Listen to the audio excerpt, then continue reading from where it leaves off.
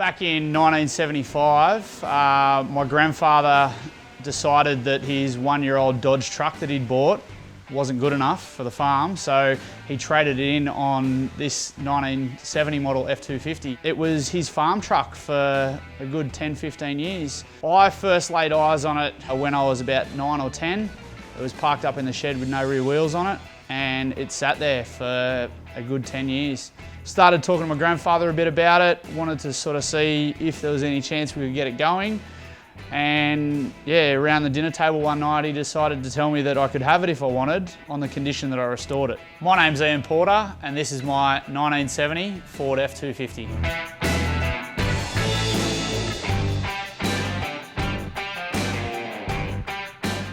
One weekend, we pulled the cab off and put the cab and the guards on the back of his patrol and brought it down to Sydney. My grandfather would pay me 10 bucks an hour.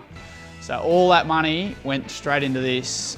So the original build on the truck, as I said, started when I was 12. It went until I was 16 and a half. I decided I wanted to put a V8 in it. Purchased a 302 Cleveland and C4. We put that in and carried along with the build. When we first finished the build, it wasn't too crazy. It was just a nice streeter. We used to go out, Colonel, and blow a set of tyres off it nearly every weekend. That's when I sort of realised I needed a bit more power. I went and bought a big block. Got the big block, started building it with a friend of mine. Once it was done and it was big block, we decided maybe we'll take it to Summernats.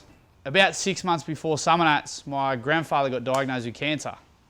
So we didn't know sort of how long he had to live. I'd already entered, so I thought we'll try and take him in the passenger seat for the burnout comp. Got permission to take him as a passenger. The lady at the start line said, look, I don't know if you should do this, mate, saying this to my grandfather. So he pretty much told her, get stuffed, I grew up on this. He said, come on, get into it, let's do it. So we did a burnout there. I didn't pop the tyres, but even before we got to the donut pad at Summernats, the guy had already given me the thumbs up to say you're in the final. That was probably one of the greatest days of my life. A few years after Summernats, my grandfather passed away. It's a pretty sad time in our family. I did let the car sit for a few years and sort of got a bit upset at myself for doing it. It was looking a bit shabby. I started pulling it apart for that, then found more and more bits I wasn't happy with, so it went back to a bare chassis. At that time I went, I'm just going to do everything the right way this time. It took me about probably 2.5 to 3 years to do it that time. So now it's got a big block 460 in it. Bought out 60 thou, makes it about a 472 cube. Scat cranking rods, probe pistons, Wien tunnel ram manifold with twin 650 double pumpers for the street.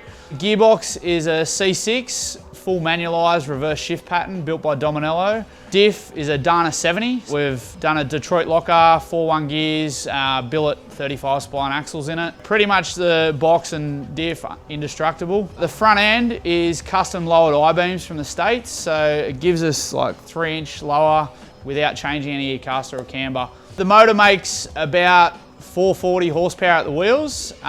Decided it wasn't enough, so we've chucked 100 shot of gas on it. Made 545 on mixed dyno about a year ago with 100 shot of gas, and it loves every minute of it.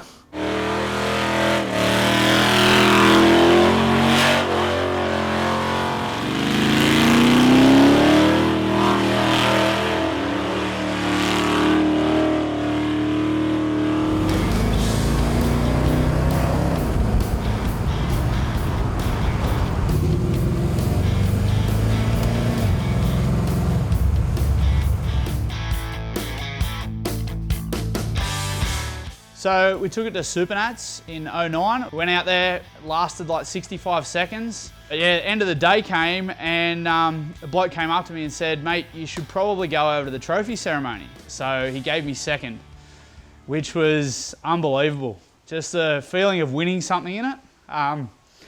Just brought back all the emotions of the build. And I think if my grandfather saw it today, he would still be very proud of me. I think he'd be happy to see that I've had my son in it with me and that we can just go and jump in it and take it for a drive whenever we want.